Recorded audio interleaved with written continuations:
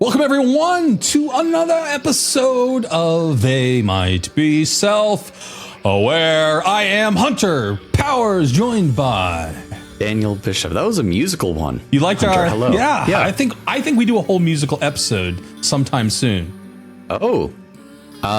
Yeah, just take the transcript of the episode, put it into Suno and see if it can make a song to it. What's the worst that could happen? I can imagine a few things. Anyway, what are we going to be talking about today? No, wait. I'm going first. I'm going to tell you what we're talking about today. We're going to talk about success, what it means to be successful in today's world, day and age, and how do you measure it? Is it the number of dollars your company brings in, the number of smiles on people's faces, or the number of lawsuits that you face? That seems reasonable to me. Also, is AI doing your homework considered cheating? Or is there nothing wrong with a little artificial help? Also going to take, frankly, a little bit of a darker turn into a tragic misstep by character.ai. And we're going to discuss if AI safeguards currently are or could be enough for vulnerable users. Along those lines, should Isaac Asimov's laws be applied to our AI-driven world? And lastly, parenting, lawsuits, and the murky future of AI regulation. Where does the responsibility lie? It is all up next because you are listening to They Might Be Self-Aware.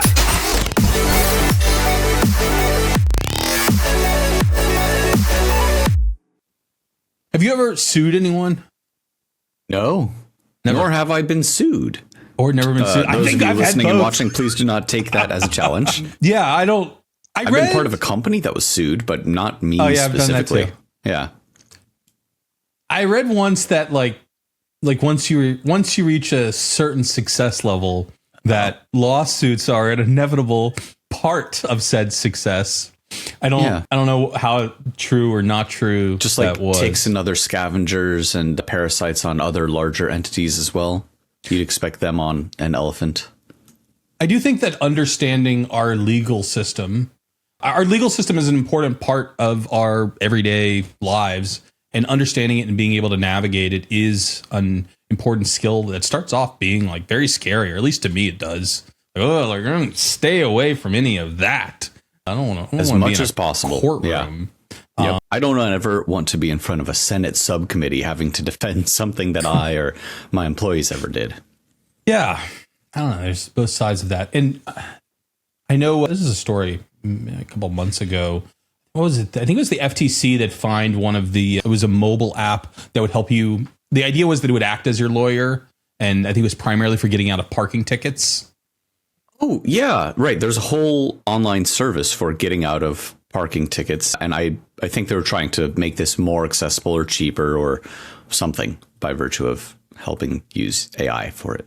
And I want to say even Sam Altman used it as an example in a speech he gave over the last week or two, where he was talking about O1 preview and how there's like this whole sort of future of O1, but that today it was able to write compelling legal briefs in a matter of just a couple of minutes, and what would have taken someone with just a lot of experience and that was charging $500 an hour to write something, and that in his mind O1 preview was either at that same level or not. And I guess the point being, are we going to start seeing way more lawsuits with the advent of AI? Is that one of the inevitabilities?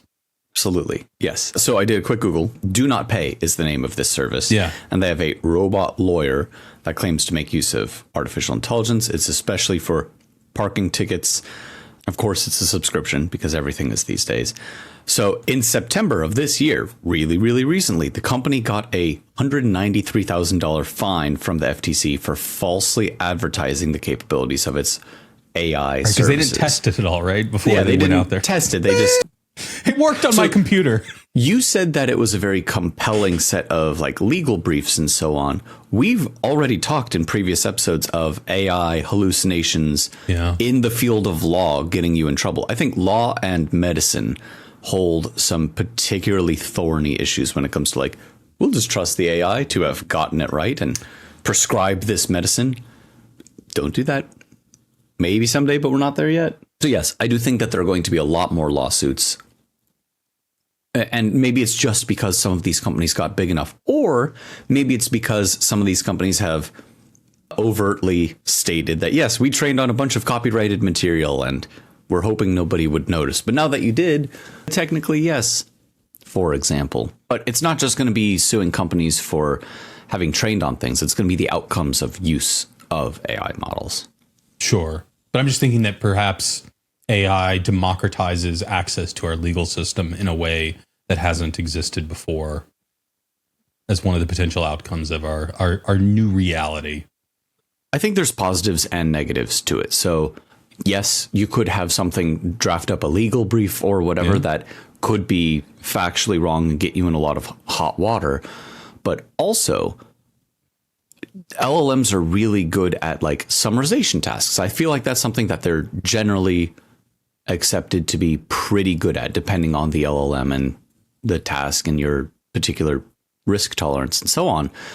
But if you were to say, hey, here's a bunch of the tax code, I am not a native English speaker, or I don't really understand legalese, or this, like, can you just tell me, am I supposed to do thing with my taxes? And like, Daniel, would not necessarily trust that and want to put a lot of faith behind that as a product to put out there and stake one's reputation on.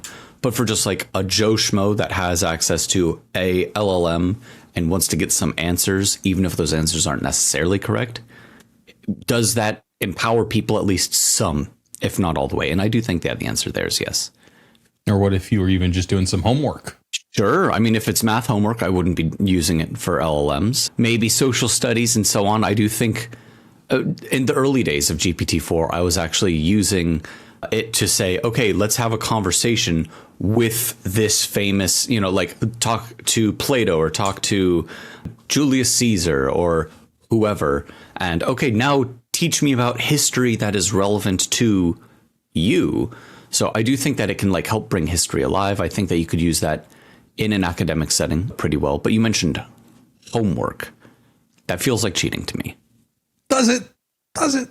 Isn't homework kind of cheating just to begin with? No, I don't think it is. It's supposed to be you practicing and applying the things that you've been taught in school. I guess speaking of lawsuits, speaking of homework, speaking of school, there's a lawsuit around now where the parents have sued a school because one of the students, their child, used AI to complete an assignment. Technically, there's no rule in the rule book that says no AI, but the school's taking the position it's plagiarism. Okay.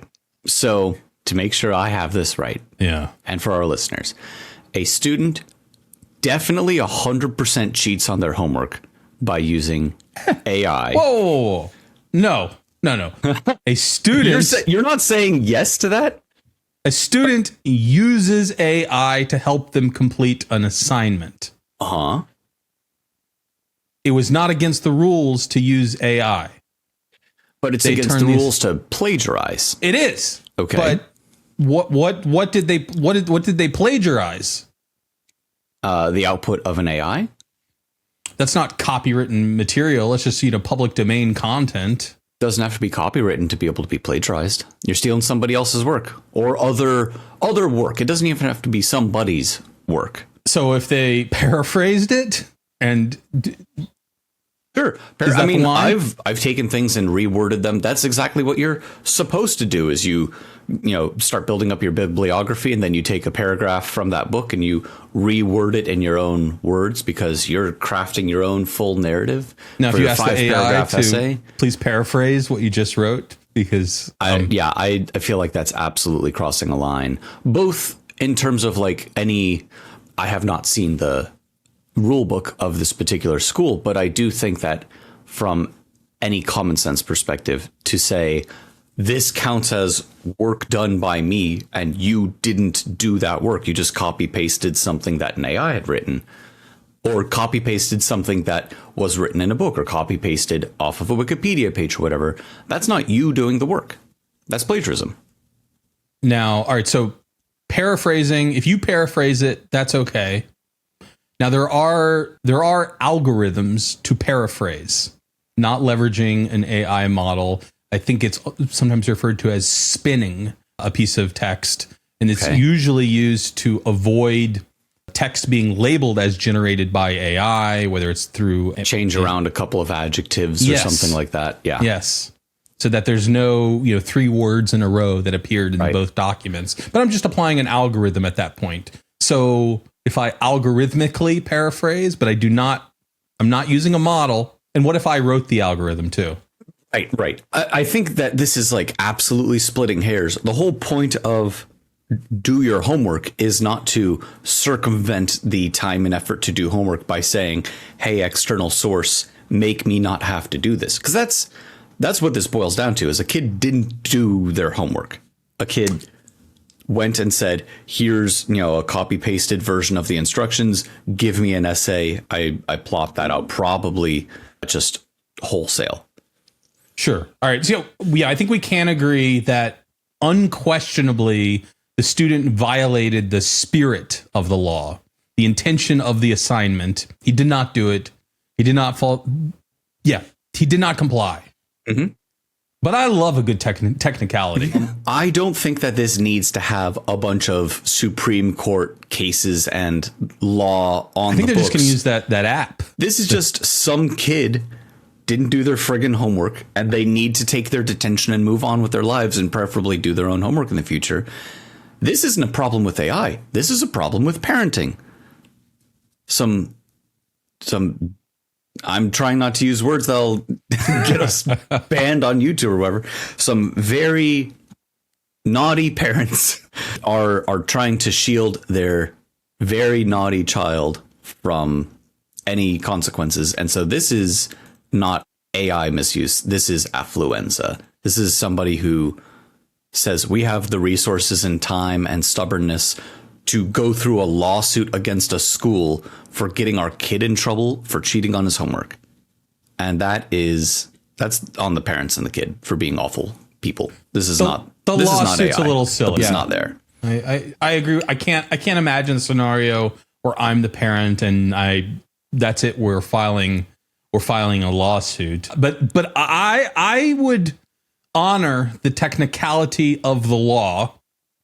And now I assume after this, they do update their handbook, or certainly they clarify the existing regulations that anything copied as output from an AI model, copied directly without, sourcing it, would be considered plagiarism. Okay, fine. You've refined the rules.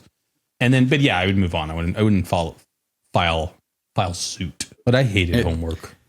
Sure. I mean, what kid loves homework? Very, very few of them, I think. I did 99% of my homework at school.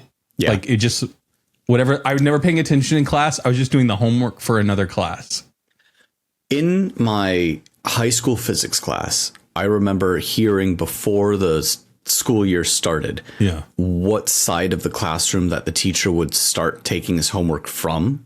And so I chose at the beginning of the year a desk on the other side of the room. And because I paid attention in class, the homework was not hard or long.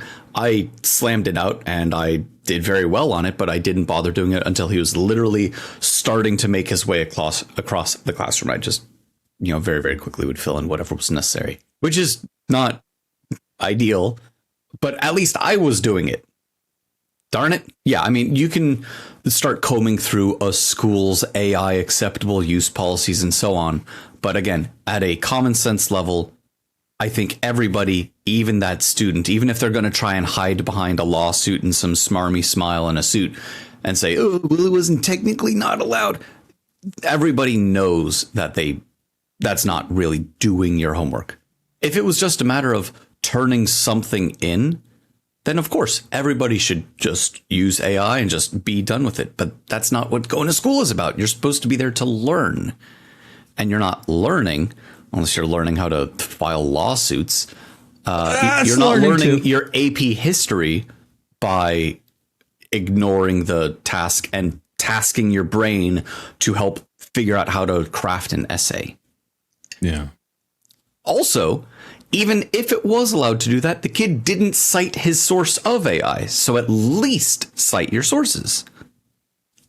Or if kid, if you're listening now, next time, don't tell anyone that you used AI. Hold the line. I don't know what you're talking about. What's Kid, AI? do your homework. If you're listening to me, and you should be, just do your friggin' homework. Okay, so that's a really good example of like the legal system starting to bump up against AI because our society isn't ready for it. I mean, not to be quite so grandiose and paint in very broad strokes like that, but it does go to show that, like, as a society, there are so many little edge cases that people are going to try and exploit that aren't explicitly being told, no, you're not allowed to do this, even if everyone kind of realizes maybe shouldn't. And in workplaces or schools, what is or should be allowed, I think it's going to take us some time to figure out what is and should be allowed. There was another story in the news this last week about a kid with an, I don't know, AI friend, if that's what we're going to call it, that had a very unfortunate ending. I don't know. Did you see that one? You know what I'm talking about? Yes, I did. And so for those of you listening, we'll have something in the show notes as well. Trigger warning. We're about to talk about suicide. I think we're supposed to say unaliving. Oh, God. Unaliving oneself. I'm not. I can't. That's okay. We'll just bleep it, I guess, if we have to. Yeah. So character.ai, a website where you can go and chat to personas, right, if you want to call it that, or characters, I suppose. Have you used it before? No, I've not used character.ai, but I have used like local versions of things like Silly Tavern, for example, where you can put together, here is the personality and like some notes on this character. And so it's supposed to try and adhere to that. All it ends up being is just a set of prompts that prefaces, here's the conversation history, here's who you are, now respond appropriately. Yeah. Character AI, just, with a picture to go with it and so on, makes it pretty easy to be like, I'm chatting with this person, so to speak. Yeah, I've used it once just to, like, when I was trying things out quite some time ago, but yeah, it's exactly that. Yeah. And so there's a lawsuit against character.ai from someone's mother, and that someone killed themselves using a family handgun, which, if we want to talk about parents maybe being partially responsible for negative outcomes, lock up your guns, parents, maybe. Not maybe, definitely do that. Having access to these kinds of things, there's a really obvious correlation between that and accidents involving children. So there is, I'm going to just say, there is some amount of blame that belongs on the parents here. I'm sure the parent is very upset at the loss of their child, and so they're doing what they can. And one of the things that they can do is lash out against a website that their child was using that ended up having a conversation that steered into topics of self-harm, and I think up to and including talking about, like, and we'll be together in death. The article has some of the actual chat logs in there. We're not going to state them or link to them here, but an unchecked AI that is supposed to be following like a character persona can start to veer into things, into self-harm, harm against others, illegal activities. And we've talked about like safeguards on AI kind of in general before. I think this is going to be one of those cases that we point to in the future and say, and this is why it does or doesn't need, or this is how come it ended up having these sorts of regulations associated with it. So the kid was at least semi-regularly, and maybe more than that, having conversations with this fictional character, which we think he probably understood that it was a fictional character. But I don't know, you never know. Obviously, he had other mental issues at play. It's possible that he felt it was more of a real relationship than just, I'm talking with a large language model. That's right. So he was 14 years old, which is at least legally after the age of reason. I think it's called, like, in the legal industry, where I believe it's like 7 years old in the US, maybe depending on the jurisdiction, where you can be held accountable for your own actions, and you're supposed to sort of be able to tell reality from not reality. But this person was speaking with a AI version of Daenerys Targaryen, the character from Game of Thrones, pretending to be a relative of hers. So some role play. This kid's not the only person who's ever done that. A lot of people use AI for role play, benign and otherwise. And it's also important to note the AI in no way suggested to this kid that they should take their life or push them in that direction. But the kids started talking with this AI about those topics and suggesting that they were near such action. Right. The article that we went over here talks about the kid had been writing in his own journal that he was starting to detach from reality and connecting to this AI character. Again, maybe this is where parents should be stepping in some. I don't want to lay the blame solely at their feet. Some of this, I think, belongs with the website, and I want to talk about that in a second. Some of it belongs with the parents, especially for accessible use of firearms in the house. Some of it belongs even with the kid who should have known better at that age, mental diagnoses or otherwise. But yeah, it's a very unfortunate situation. And I don't think that I here from my distance, without knowing all the details and being involved in any court cases, can say, here's definitely the outcome that should come from this. It's a really sad outcome. And I do think that there are a variety of things that we could point to in the direction of safety. A lot of AI chatbots are supposed to, presumably, because the company could get sued, and this is exactly what's happening here, for their own sake. They have an amount of fine-tuning on top of whatever model they've built on to say, please do not talk about stuff that's going to get us in legal hot water. We've talked on previous episodes about how OpenAI, for example, has gone to a lot of lengths, sometimes possibly overdoing it, for not being able to speak about certain things through ChatGPT. Other LLM makers have done the same thing.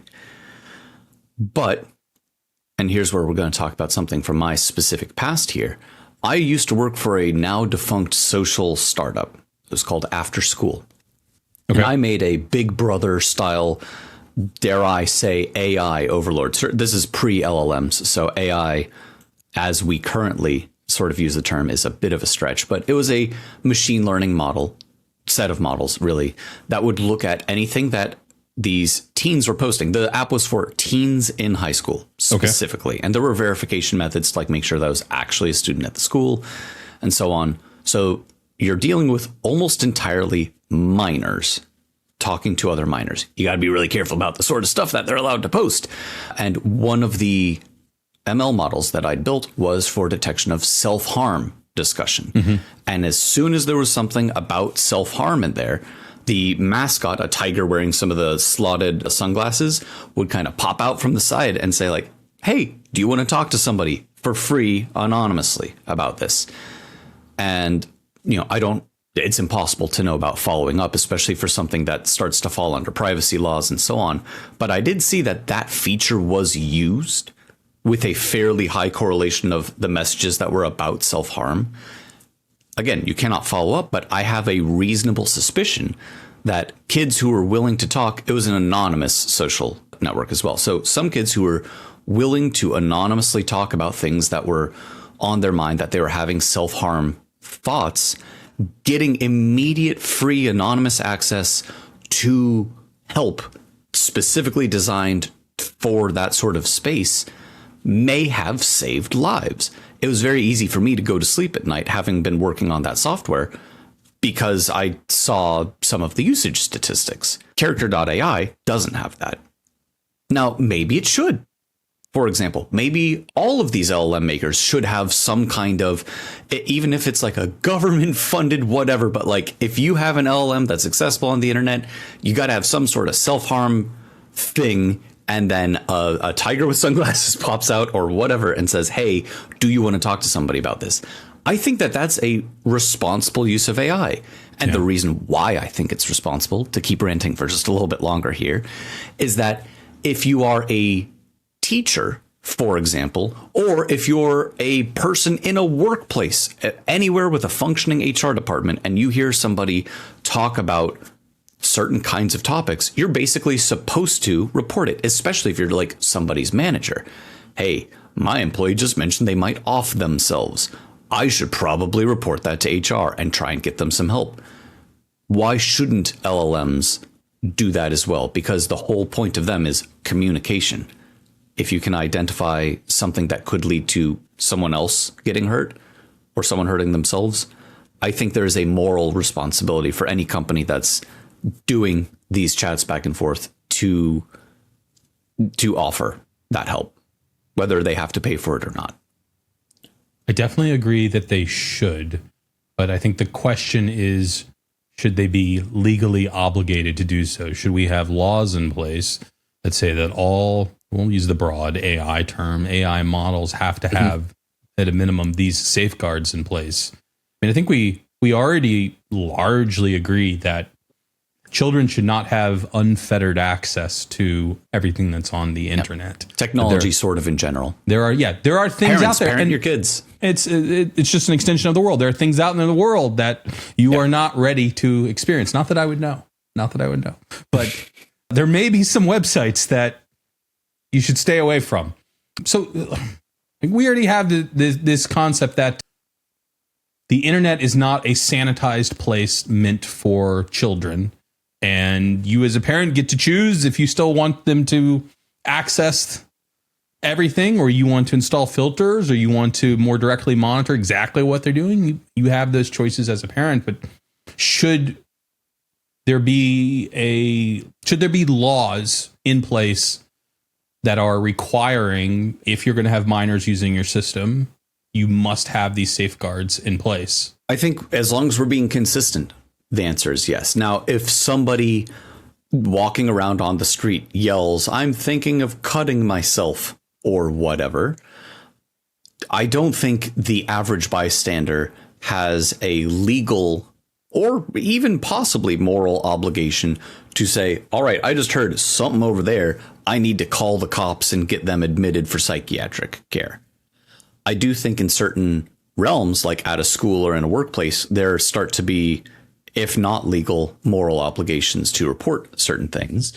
And certain arenas have specific rules that are just being enforced. Like your HR department says that you have to, even if there isn't necessarily a law behind it. Maybe there doesn't have to be a law behind this, but maybe it is the right thing to do for anybody who's serving one of these models to have something that talks about, especially harm against oneself or harm against others, to flag these sorts of things and try and get people anonymous, free help. And I do think the free there is honestly a fairly important part of it, because easy access to mental health care, I think, is one of the barriers to people getting that mental health care. But that's a whole other kettle of fish. And we do have laws in place that are different for minors and how you're handling their information and their privacy and what you can store, et cetera. So it's not as if this concept of legislation specific to minors accessing internet properties doesn't exist. It does. So potentially it's an extension of that. I think if we want to look at, okay, what's the slippery slope? The first thing that pops into my mind is when it stops being detection and starts being prediction. Mm-hmm. Where is this? Then we're going? getting into a Minority Report sort of future of super quickly. Right. I don't think that all of the onus falls on the large language model makers. As with the cheating on the homework, this very much comes down to parents need to be parenting their kids. And it's hard to be aware of everything that your kid is doing or what AI character that they're disappearing into a hole and speaking more and more to and withdrawing from life. But still, at least some of that does come down to a parent needs to be responsible for the upbringing of their child. Doesn't mean that others can't also be to blame, but I do think that it isn't entirely someone else's fault. I can't remember who it was that had the robot laws about, we do no harm. Isaac Asimov. Yeah. Yes, the Isaac Asimov laws. Perhaps should those become? I shall never harm a person through inaction. I shall never allow a person to come to harm. And accepting the first two rules, I shall not allow harm to come to myself, I think are basically the three. Should that become legislation? Well, let's see. Murder's illegal. Stabbing people's illegal. Assault, battery, all these kinds of things already legal. So that's kind of the first law of the Asimov's laws of I won't directly harm human beings. I think that robots, AIs, humans, and other shouldn't be allowed to do murders. Should be expressly forbidden from doing Daniel. murders. I know. You're pushing the boundaries here. That expressly forbidding murder by people or AI. I'm going to have to bleep so many words in this. Is a thing. No one is ever going to see this video, but okay.